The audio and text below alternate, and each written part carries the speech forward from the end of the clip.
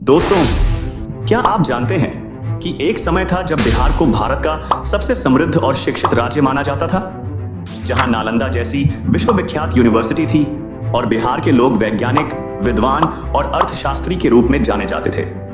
मगर आज की स्थिति यह है कि बिहार में गरीबी की दर भारत के सबसे पिछड़े राज्यों में शामिल है।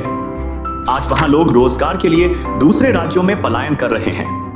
क्या बिहार की ये गरीबी केवल किस्मत का खेल है या इसके पीछे कुछ बड़े राज छिपे हुए हैं? क्या बिहार का असली दुश्मन सिर्फ राजनीति है या प्रशासनिक भ्रष्टाचार भी शामिल है? सिर्फ 20% लोगों को रोजगार देने वाला राज्य आखिर कब विकास की राह पर लौटेगा? आज हम जानेंगे बिहार के गरीब होने की पूरी कहानी, जिसमें ऐतिहासिक अन्याय, राजनीतिक उठापटक और प्रशासनिक नाकामी जैसे पहलू शामिल हैं।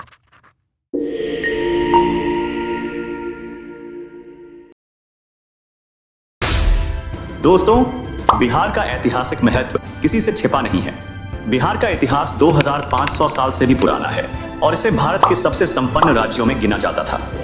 यही वो राज्य है जहां महान मौर्य साम्राज्य का उत्थान हुआ और जहां से अशोक जैसे शासकों ने भारत को एकजुट किया। मौर्य साम्राज्य से लेकर गुप्त साम्राज्य तक यहाँ का योगदान भारत के सांस्कृतिक और आर्थिक विकास में अभूतपूर्व था। नालंदा विश्वविद्यालय, जो कि 5वीं सदी में स्थापित हुआ, पूरी दुनिया के छात्रों को आकर्षित करता था। मगर मुगलों के आगमन से लेकर अंग्रेजों के शासन तक बिहार की स्थिति बिगड़ती गई। दोस्तों, मुगल शासनकाल में बिहार एक समृद्ध क्षेत्र था, खासकर कृषि और व्यापार में।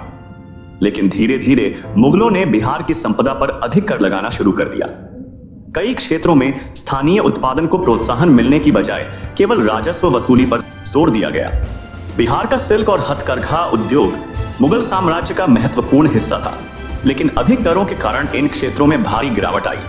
1754 में बक्सर की लड़ाई के बाद बिहार ईस्ट इंडिया कंपनी के अधीन आ गया और ब्रिटिश शासन ने यहाँ के आर्थिक संसाधनों का बड़े पैमाने पर दोहन किया। अंग्रेजों ने कृषि उपज, विशेषकर अनाज और नील के उत्पादन पर जोर दिया। उन्होंने बिहार के किसानों से जबरदस्ती नील की खेती करवाई, जिससे खाद्य उत्पादन में गिरावट आई और ग्रामीण क्षेत्रों में गरीबी बढ़ी। ब्रिटिश शासन के दौरान पटना और अन्य प्रमुख व्यापारिक केंद्रों का भी नुकसान हुआ, क्योंकि ब्रिटिश नीतियों ने स्थानीय उद्योगों को कमजोर कर दिया। हथकरघा और कुटीर उद्योगों का पतन होने लगा, जिससे स्थानीय अर्थव्यवस्था पर बुरा असर पड़ा। ब्रिटिशों ने प्रशासनिक नियंत्रण में कठोर नीतियां लागू की, जिससे बिहार में जातिगत भेदभाव और आर्थिक असमानता हमेशा बढ़ी। भारतीय कृषि प्रणाली में हस्तक्षेप के चलते जमींदारी प्रथा को बढ़ावा मिला, जिससे किसान कर्ज में डूबते गए और गरीबी का चक्र गहराता गया। ब्रिटिशों ने अपने फायदे के लिए एक नया जमींदारी सिस्टम लागू किया, जिसमें जमींदार किसानों से अत्यधिक कर वसूलते थे। इससे अधिकांश किसान भूमिहीन हो गए और गरीब होते चले गए। ब्रिटिशों ने रेलवे और अन्य बुनियादी ढांचे का विकास किया, लेकिन यह विकास अधिकतर उनके व्यापार को सरल बनाने के लिए किया गया था। पटना और अन्य शहरों में इस विकास का कुछ असर जरूर हुआ, लेकिन ग्रामीण बिहार की अर्थव्यवस्था में इसका लाभ नहीं पहुंचा।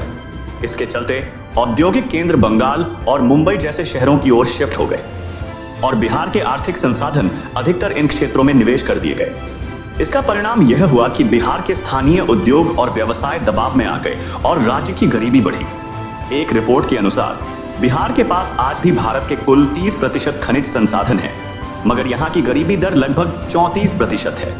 यानी जिस राज्य के पास संसाधनों की इतनी अधिकता है, वहाँ का आदमी आज भी दाल रोटी के लिए तरस रहा है।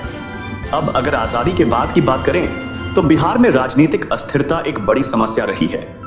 हर चुनाव के साथ सत्ता परिवर्तन हुआ और हर बार अलग अलग नेताओं ने गरीबी हटाने का वादा किया, मगर नतीजा वही। यहाँ के नेता कहते हैं गरीबी हटाओ, मगर नतीजा यह है कि गरीब ही हटा दिए जाते हैं। मतलब वोट देने के बाद लोग रोजगार के लिए दूसरे राज्यों में जाने पर मजबूर हो जाते हैं। इसे कहते हैं गरीबी हटाने का नया तरीका। बिहार में राजनीतिक दलों ने जातिगत आधार पर चुनाव लड़ना शुरू कर दिया और विकास से ज्यादा जाति को ध्यान में रखा गया। यहाँ के नेता गरीबी हटाने के बजाय जातिगत समीकरणों को साधते रहे। इसका असर यह हुआ कि यहाँ की प्रशासनिक संरचना कभी स्थिर नहीं रह पाई और राज्य के विकास के लिए ठोस योजनाओं का अभाव रहा। 2015 में एक रिपोर्ट के अनुसार बिहार में 80% से अधिक लोग कृषि पर निर्भर हैं और प्रति व्यक्ति आय लगभग 45,000 रुपए है, जो राष्ट्रीय औसत से काफी कम है। पिछले कुछ सालों में कई योजनाएं आईं, जैसे कि मनरेगा, स्किल इंडिया मिशन और प्रधानमंत्री Awas Yojana, Bihar student credit card योजना।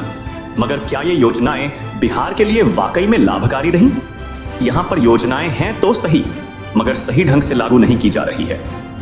Centre for monitoring Indian economy (CMI) के अनुसार बिहार में बेरोजगारी दर 12% से अधिक है, जो कि राष्ट्रीय औसत से काफी ज्यादा है। तो सवाल यही उठता है कि अब बिहार की गरीबी का हल क्या है? बिहार के युवाओं को अगर यहां रोजगार के मौके दिए जाएं, तो यहां का पलायन रुक सकता है। इसी के साथ यहां की शिक्षा और स्वास्थ्य व्यवस्था में सुधार करना भी जरूरी है। बिहार में इंफ्रास्ट्रक्चर का विकास जरूरी है, ताकि यहां उद्योगों का विस्तार हो सके और लोगों को अपने घर में ही रोजगार मिल सके। दोस्तों, अब कुछ ऐसे काम सरकार के स्तर पर भी किए जा रहे हैं, जिससे बिहार की स्थिति को संभाला जा सके। प्रधानमंत्री नरेंद्र मोदी ने बिहार के ऐतिहासिक नालंदा विश्वविद्यालय के पुनर्निर्माण को लेकर महत्वपूर्ण कदम उठाए हैं। इस नए कैंपस का जून 2024 में उद्घाटन हुआ। यह कैंपस 455 एकड़ में फैला हुआ है और इसे लगभग 1,749 करोड़ की लागत से विकसित किया गया है। और कुछ अन्य इंफ्रास्ट्रक्चर प्रोजेक्ट से उम्मीद जगी है कि आने वाले समय में बिहार में विकास का नया दौर शुरू हो सकता है। हाँ, सिर्फ वीडियो देख के नहीं जाना है। वीडियो को लाइक और चैनल को सब्सक्राइब करके बेल आइकॉन दबाना न भूलें।